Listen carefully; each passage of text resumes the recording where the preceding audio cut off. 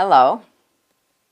Today I want to talk about unity consciousness and how unity consciousness is defined differently in different practices.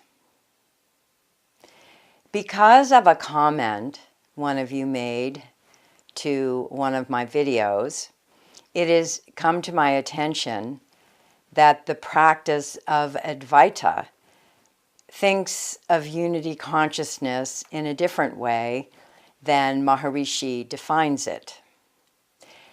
This is what I want to talk about today. Obviously, I am not an expert in Advaita, but I did some research on the internet, and it seems to me that the beliefs in Advaita are as follows. There is no other, and because there is no other, there is no God, because God would have to be other. Everything is being. So this universe, our world, and all of us here are Maya, that which is not, because all is the unity of being. Once your consciousness has fully developed to this appreciation and awareness of being as all there is, you are in unity consciousness, the unity of being, the consciousness of the unity of being. And this consciousness of the unity of being means your lives as a human being are over. You have gained the state of enlightenment, and there will be no more future lifetimes for you. So this is how unity consciousness is defined in Advaita, how enlightenment is defined in Advaita. Maharishi's teaching is different. Maharishi teaches that what Advaita thinks of as unity consciousness is the first stage of enlightenment, when one knows oneself as separate from this relative field. One knows oneself as oneself, as being, as the absolute. Maharishi teaches that being is the essential constituent of the relative field. But the relative field is reality in a different form.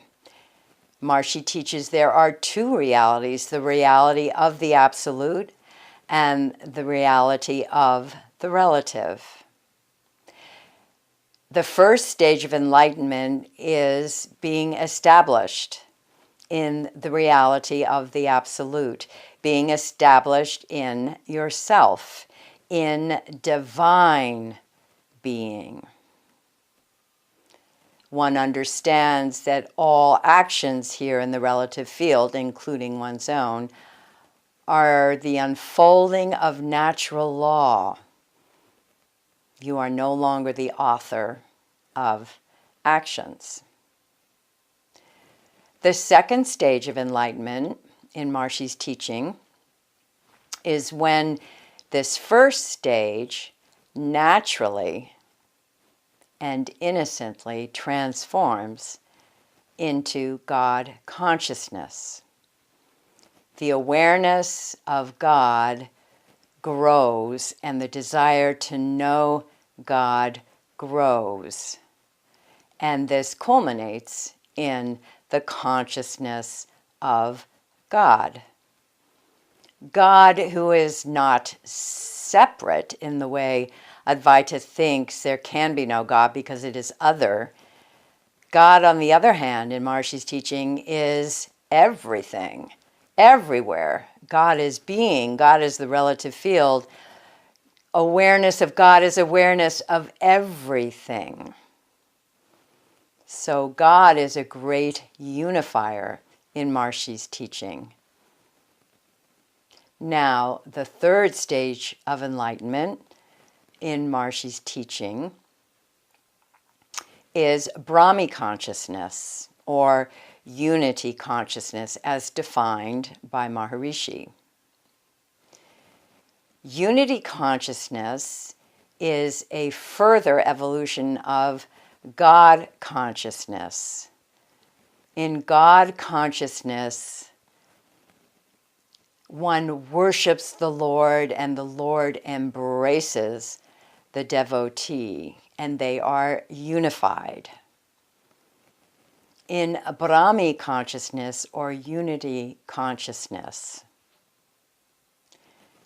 anyone who knows Brahm is no longer anyone. The knower of Brahm is Brahm. This is unity consciousness. Thank you, beloved Guru. All glory be to thee.